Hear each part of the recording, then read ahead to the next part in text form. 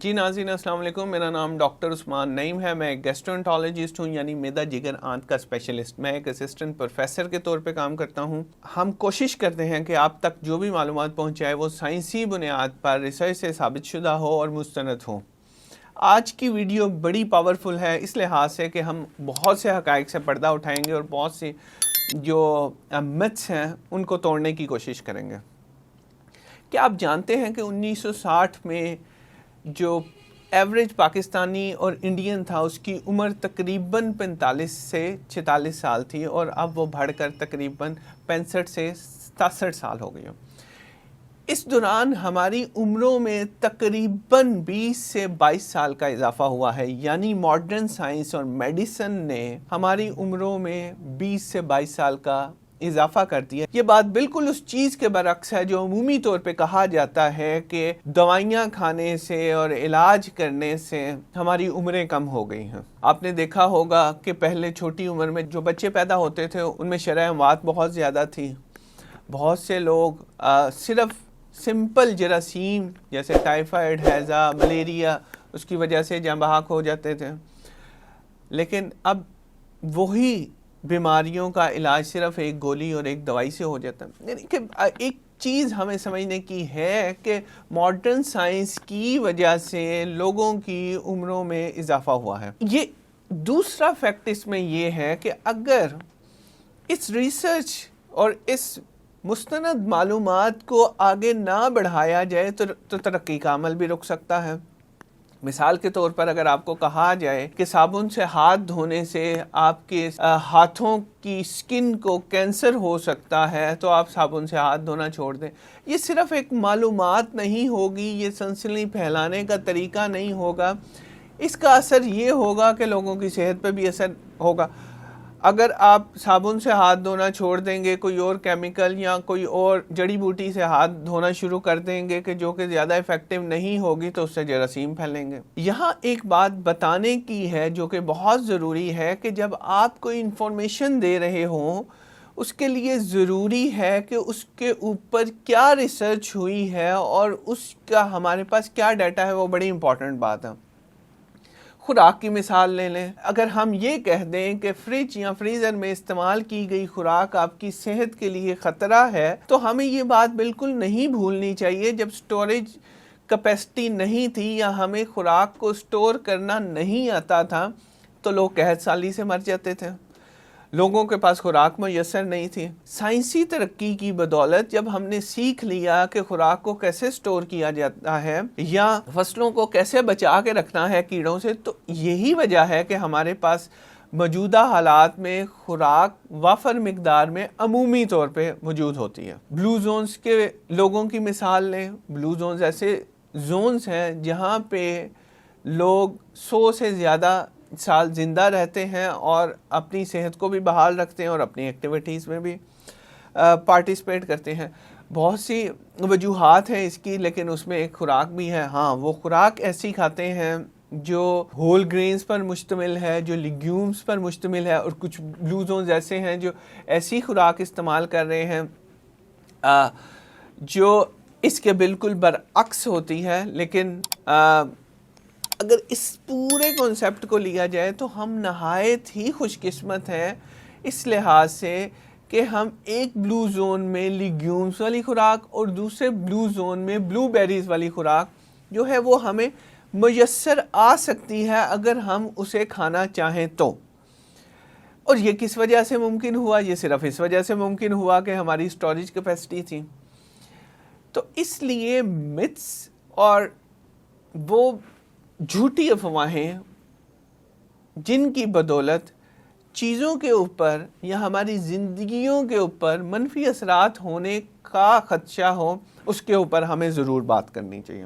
گو کہ یہ بات ٹھیک ہے کہ لوگوں کی عمریں بڑھ گئیں۔ لوگوں کی عمریں بڑھنے میں جو 3 بڑی وجوہات تھیں وہ یہ تھیں کہ ایک تو جراثیم کش ادویات جنہیں اینٹی بایوٹکس کہتے ہیں وہ بہت افیکٹو تھی، جو کہ میڈیکل سائنس کی بدولت ہوا۔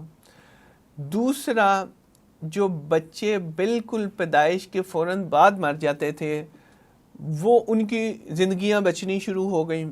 وہ اچھی ہیلتھ کیئر فیسلٹیز کی وجہ سے ہوا، ہاسپٹلز اچھے بن گئے اور بچوں کی دیکھ بھال بہتر ہونا شروع ہو گئی۔ تیسرا جو ایمرجنسی مینجمنٹس ہیں، ایمرجنسی طریقہ علاج کے طریقہ کار ہیں، جیسے کسی کو ہارٹ اٹیک ہو گیا، اب ہارٹ اٹیک کے بعد ہمارے پاس بہت اچھی مؤثر دوائیاں ہیں جن کی وجہ سے ہارٹ اٹیک کے بعد مریض بچ جاتے ہیں۔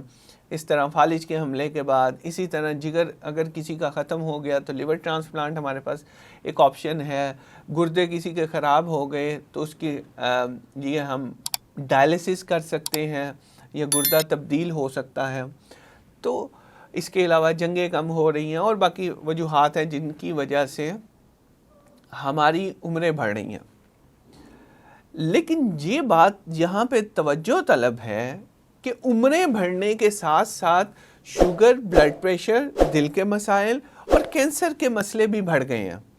اس میں کوئی شک نہیں کہ کچھ ادویات نے سائیڈ ایفیکٹس بھی کیے، اس میں کوئی شک نہیں کہ لائف سٹائل چینج ہونے کی وجہ سے معاملات زندگی ڈسٹرب ہوئے، لوگ آسانی کی طرف جانے کی وجہ سے بیماریوں کی طرف بھی زیادہ جا رہے ہیں۔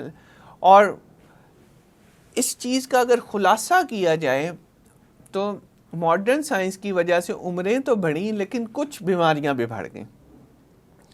اچھا، ان بیماریوں کو کیسے ٹھیک کیا جائے؟ اب اگلا مقصد یہ ہے، کیونکہ لوگ جراثیموں سے تو نہیں اب مر رہے، ٹائیفائڈ، ہیضہ، ملیریا، ڈینگی سے تو چرہ اموات بہت کم ہو گئی ہیں، لیکن شوگر، بلڈ پریشر، دل کے مسائل اور کینسر ابھی تک ایسی بیماریاں ہیں جن پر بہت کام ہونا باقی ہے۔ اب 2000 کے بعد خوراک کو لے کر ہمارا کانسیپٹ بالکل بدل گیا۔ پروسیس فوڈ 2000 سے پہلے بہت عام تھی، کیونکہ اب بھی عام ہے، لیکن جو رجحان بننا شروع ہوا وہ 1980 سے 2000 کے دوران بننا شروع ہوا۔ پروسیس فوڈ لینی شروع کی، اس میں وائٹامنز، منرلز ایڈ کرنا شروع کر دیے۔ جب وہ ایڈ ہوئے تو اس کو ایڈورٹائز اس طرح کیا گیا کہ یہ ایک ایسی خوراک ہے جو نیچرل خوراک سے بہتر ہے۔ لیکن ہم نے یہ دیکھا ہے کہ ان دہائیوں میں جو شوگر، بلڈ پریشر کے مسائل ہیں وہ بڑھ رہے ہیں، اور ان کو بہتر کرنے کے لیے اور ان پہ کام کرنے کے لیے آپ میں سے بہت کم لوگوں نے ایک لفظ سنا ہوگا، فائٹو کیمیکلز۔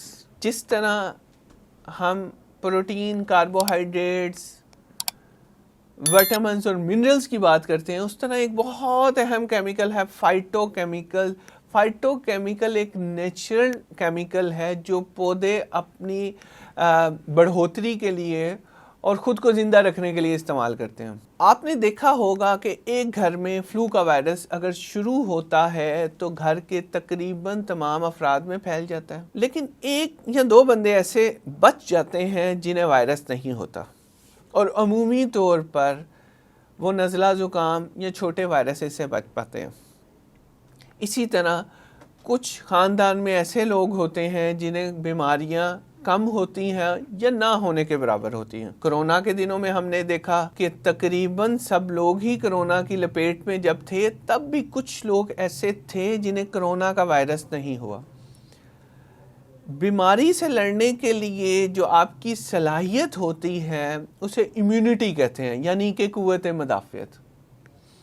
اور قوت مدافعت کو بہتر کرنے کے لیے جو سب سے اچھی چیز جسم کو فراہم کی جا سکتی ہے وہ ہے فائٹو کیمیکلز، یعنی کہ فائٹو کیمیکلز ایسے مادے ہیں جو آپ کی امیونٹی کو بہتر کرتے ہیں، جراثیموں سے بچاتے ہیں، نہ صرف جراثیموں سے بچاتے ہیں، یہ کینسر اور جلدی ایجنگ، جو ریپڈ ایجنگ ہے اس سے بھی بچاتے ہیں۔ فائٹو کیمیکلز کے جو 3 بڑے فائدے اگر پوچھے جائیں تو نمبر 1، یہ ایجنگ کو سلو کر دیتے ہیں، نمبر 2، یہ کینسر سے بچا رہے ہیں، نمبر 3، امیونٹی کو بہتر کر رہے ہیں۔ اگر ہم ایسی ڈائٹ لینا شروع کر دیں جس میں وائٹامنز بھی ہوں، منرلز بھی ہوں اور فائٹو کیمیکلز بھی ہوں، تو ہماری صحت پر جو مثبت اثرات ہیں وہ کئی گنا بڑھ جائیں گے۔ ڈاکٹر فرمنز بڑے مشہور نیوٹریشنسٹ ہیں، ان کی کتاب ہے سپر امیونٹی، اس میں انہوں نے ایک فارمولا دیا جی بامز کے نام سے